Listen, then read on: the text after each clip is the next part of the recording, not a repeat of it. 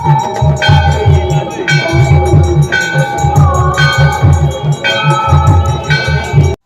Guys, इस बार मैं आपको लेके जाने वाली हूँ उत्तराखंड के 4 धामों में से सबसे प्रसिद्ध धाम केदारनाथ। तो बने रहे चैनल पर। मैंने अपनी जर्नी स्टार्ट कर ली है दिल्ली आईएसबीटी से। सुबह मुलाकात होगी अब। Good morning guys. तो मैं पहुँच चुकी हूँ उत्तराखंड, जैसे कि मेरे लुक से पता चल ही गया होगा। तो बस रुकी है ढाबे पे। बहुत ही ब्यूटीफुल एंड चिल्ड मॉर्निंग है और सामने एक प्यारी सी नदी भी बह रही है, तो दिखाते हैं आपको।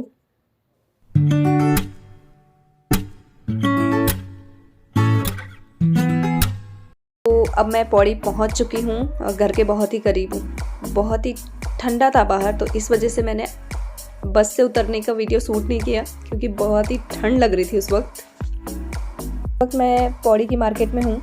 इवनिंग हो रही है और हम लोग को थोड़ा शॉपिंग करनी थी कल के लिए। कल मॉर्निंग में हम केदारनाथ जी के लिए निकल जाएंगे, तो कुछ सामान रहता था, इस वजह से मैं और भाभी आए हैं मार्केट। और भाभी गई है एटीएम में और मैं वेट कर रही हूँ। जैसे ही आती हैं बाहर शॉपिंग करेंगे एंड देन घर जाएंगे और कल सुबह की तैयारी करेंगे। तब तक के लिए बाय। सो गाइज, किसी ने सच्ची कहा है कि कल किसने देखा है, तो यहाँ पर भी कुछ ऐसा ही हुआ। जैसे ही 5 o'clock मॉर्निंग हम लोग तैयार होकर बाहर निकले, तो बारिश ने दस्तक दे दी थी, और वो भी ऐसी कि non stop for 3 days। Uttarakhand government ने रेड अलर्ट अनाउंस किया और स्पेशली 4 धाम यात्रा को 3 दिन के लिए स्थगित कर दिया। लेकिन हम भी मानने वालों में से नहीं हैं। हम दोनों सिस्टर ने फिर से डिसाइड किया कि हम लोग रेन स्टॉप होते ही फिर से निकलेंगे, और हम लोग निकल पड़े हैं। अब आगे क्या होगा, आगे देखने के लिए बने रहिए चैनल पर। तो गाइस, वीडियो में रोड्स की हालत देखकर आप अंदाज़ा लगा सकते हैं कि रेड अलर्ट क्यों किया गया था। क्योंकि 3 दिन तक कॉन्टिन्यूसली 72 आवर्स तक बारिश होती रही, तो रोडों की बहुत ही बुरी हालत हो गई। जो लोग सारे फंस चुके थे, जो केदारनाथ गए थे वो वहीं फंस गए, और जो रास्ते में थे वो वहीं फंस गए।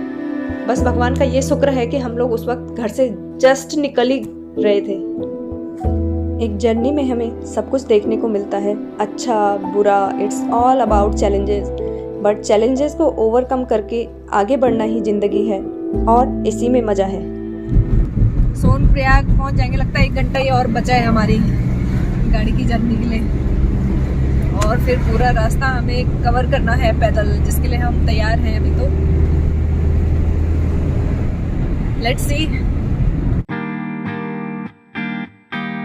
अगर आप बस से सोनप्रयाग आना चाहते हैं तो बस अवेलेबल है ऋषिकेश से डायरेक्ट सोनप्रयाग के लिए। गाइस, हम लोग केदारनाथ रूट पर हैं और सोनप्रयाग पहुंचने वाले हैं बहुत जल्द, और आधे घंटे में हम लोग सोनप्रयाग पहुंच जाएंगे। फिर वहाँ से गौरीकुंड के लिए टैक्सी लेंगे और फिर हम लोग की यात्रा शुरू हो जाएगी, जो कि 18 किलोमीटर का ट्रैक है। तो देखते हैं, आपको बीच बीच में शेयर करते रहेंगे व्यू। तब तक के लिए बाय।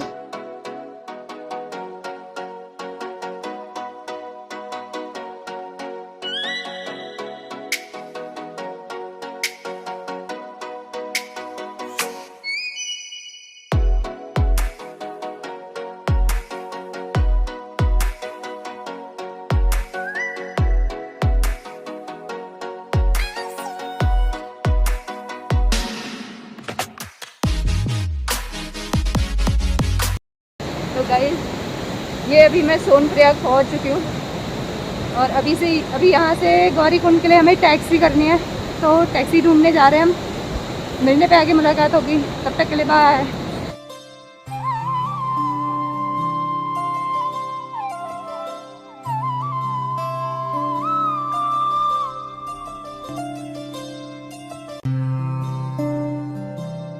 तो गाइस, यहाँ से हम जा रहे हैं टैक्सी में बैठने के लिए। फाइनली हमें टैक्सी मिल गई है। तो यहाँ से हमारी केदारनाथ की यात्रा शुरू हो गई है यहाँ से हमारी, और ये टोटल 16 किलोमीटर है। अपने आप को चैलेंज किया हमने, तो देखते हैं हम पहुँच पाते हैं नहीं, कहीं बीच में घोड़ा ना करना पड़े। तो शेयर करते हैं आपके साथ अपनी जर्नी का experience. Let's go, let's get ready. बहुत सारे लोग जाएंगे तो हिम्मत भी मिल जाएगी हमें चढ़ने की, और वैसे तो आई होप हम लोग चढ़ ही जाएंगे बाबा केदारनाथ जी के धाम। अगर उनकी इच्छा हुई तो हम लोग ज़रूर पहुंच जाएंगे।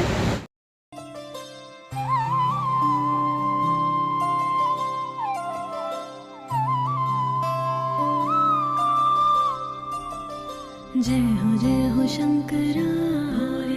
तो गाइस यहाँ पर रेनू अपने लिए गंगा खरीद रही है।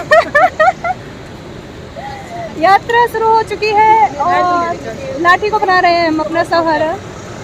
नहीं ले ले, क्या हुआ, मुँह भगाने काम आएगा। यात्रा का पहला पड़ाव हमने शुरू कर लिया है। नहीं भैया, अरे भैया पहाड़ी है।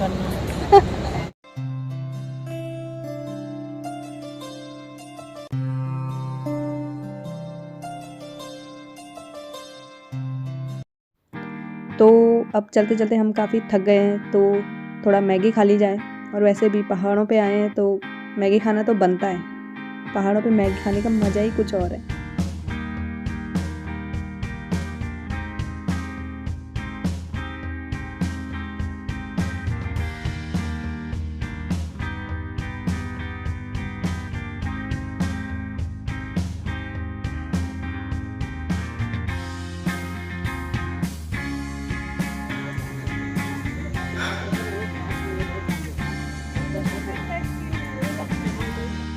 तो गाइज़ यहाँ पर जितने भी आपको ये झरने दिखाई दे रहे हैं, ये डायरेक्ट हिमालय से निकल कर आ रहे हैं। ग्लेशियर पिघलने के कारण ये हर तरफ पहाड़ी पर पानी ही पानी है।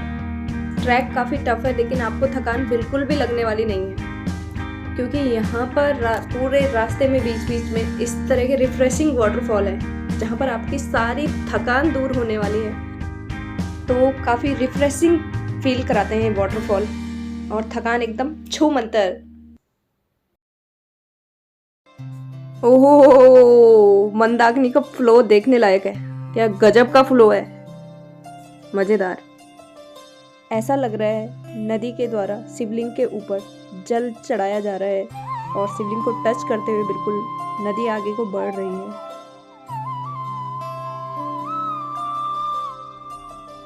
जय हो शंकरा, भोलेनाथ शंकरा, आदिदेव शंकरा।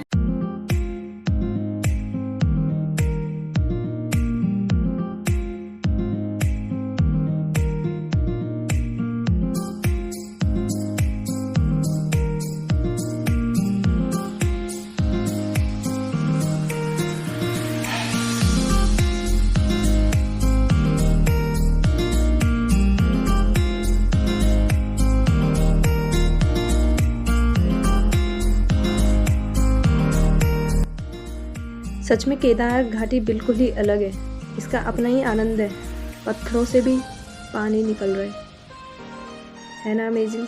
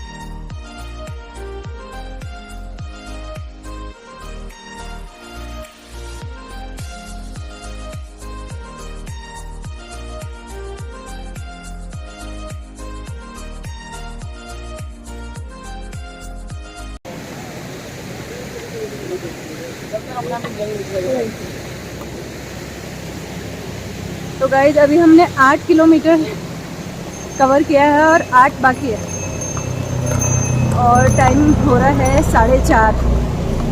6 से 7 बजे के बीच आरती होती है, हमें उस टाइम पे पहुंचना है। तो एक बहुत बड़ा चैलेंज है कि हम लोग पहुंच पाएंगे या नहीं, बट ट्राई करते रहेंगे, then we will reach there.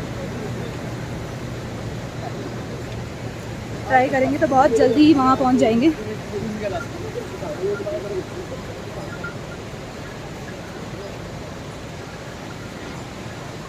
तो रास्ता काफ़ी सुंदर है। जैसे कि आपको दिखाई दे रहा होगा।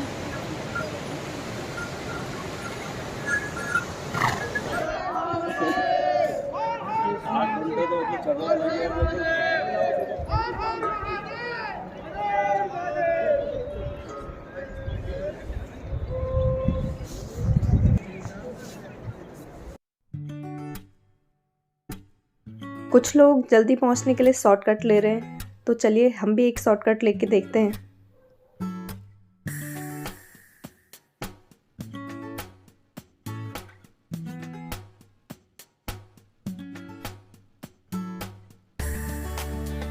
ये शॉर्टकट लेने से हमें ये पता चलता है कि शॉर्टकट मंजिल तक पहुंचाते तो ज़रूर हैं, लेकिन काफ़ी ख़तरनाक हो सकता है इस तरह के शॉर्टकट्स लेना।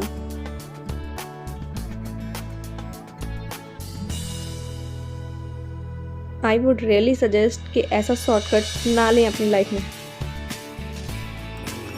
हर महादेव, हर हर महादेव।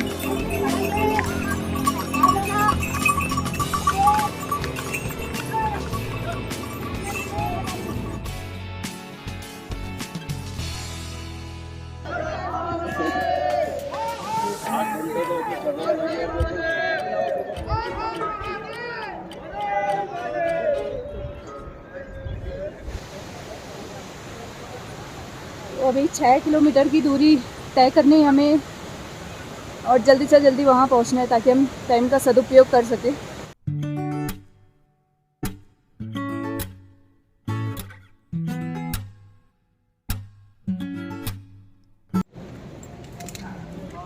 ये देखिए कितना अच्छा व्यू आ रहा है पीछे।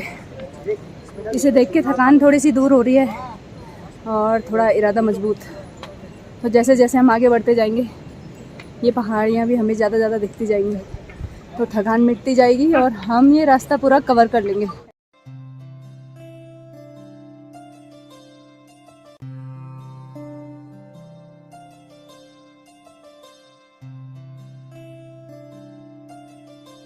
इन बादलों को देख के मुझे ऐसी फील आ रही है कि इन्हें भी आरती में पहुंचने की देर हो रही है और इन्हें भी आरती में जाना है। धीरे धीरे ये माहौल बना रहे हैं इस तरह का और ऊपर उसी तरफ जा रहे हैं जहाँ पर एग्जैक्टली मंदिर है।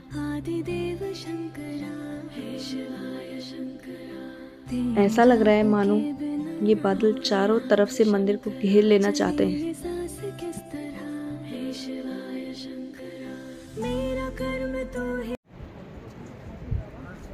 केदारनाथ सामने दिख रहा है टेम्पल। 8:13 अंधेरा हो चुका है, वरना आप लोगों को आरती के दर्शन करवाते हैं हम। अब मॉर्निंग में करवाएंगे।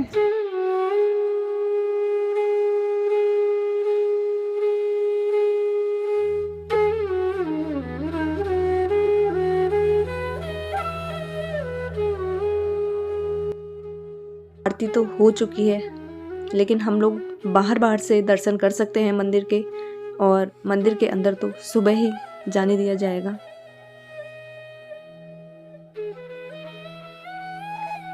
जय भोले। अद्भुत अद्भुत है ये दृश्य।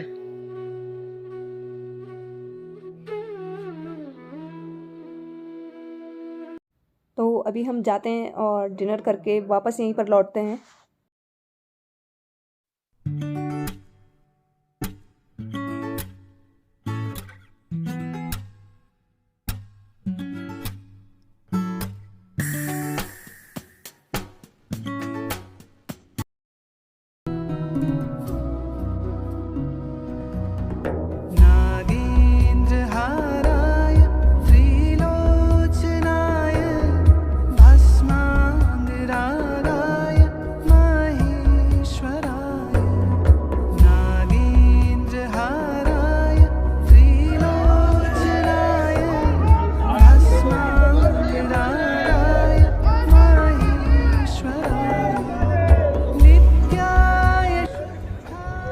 दोस्तों, केदारनाथ आने के बाद आप बचपन की उन बातों पर ज़रूर यकीन करेंगे जिनमें कहा जाता था कि शिव कैलाश पर्वत के निवासी हैं, कैलाश में शिव वास करते हैं। यहाँ आने के बाद आपको उन चीज़ों पे बिल्कुल विश्वास होने लगेगा। इतनी पॉजिटिव वाइब्स है यहाँ की कि जो भगवान को नहीं मानते वो भी भगवान को मानने लगेंगे।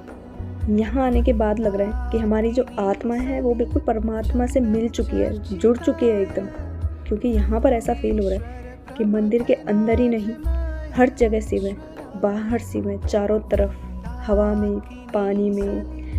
यहाँ की जो साउंड है उसमें बिल्कुल दिल को छूती हुई यहाँ की जो पॉजिटिव वाइब्स है वो अंदर आ रही है। तो दोस्तों, ये शिला वही शिला है, भीमशिला, जिसने 2013 में आपदा से केदारनाथ मंदिर की सुरक्षा की थी। हालांकि मंदिर बहुत मजबूत है, मंदिर का तब भी कुछ नहीं बिगड़ने वाला था, लेकिन भगवान की सेवा में हर कोई अपने आप को समर्पित कर देता है। तो वही बात है कि इसका श्रेय भीमशिला को जाता है।